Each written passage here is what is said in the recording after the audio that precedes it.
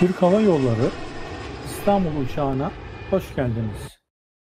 Welcome to Turkish Airlines Istanbul flight. Kemerlerinizi bağlayın lütfen. Fasten your seatbelts, please. Sabah saat 7.30'da Antalya'dan hareket ettik.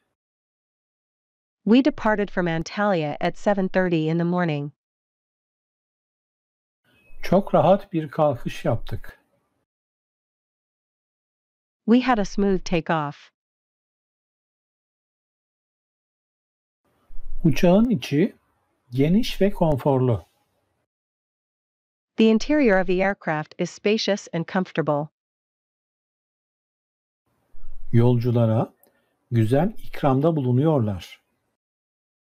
They offer nice treats to the passengers.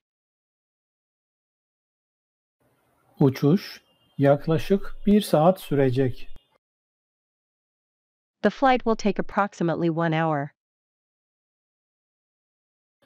Dışarıda hava açık ve güneşli. The weather is clear and sunny outside.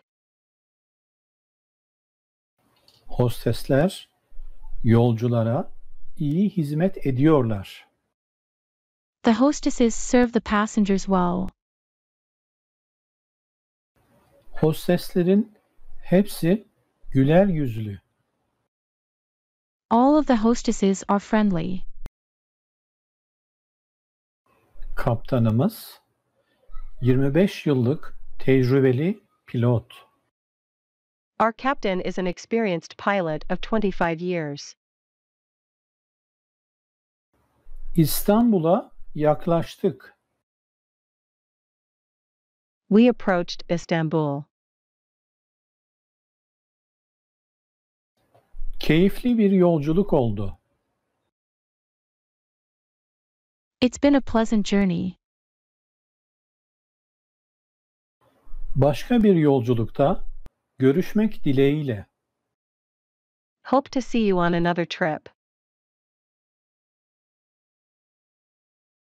İyi günler dilerim. Have a nice day.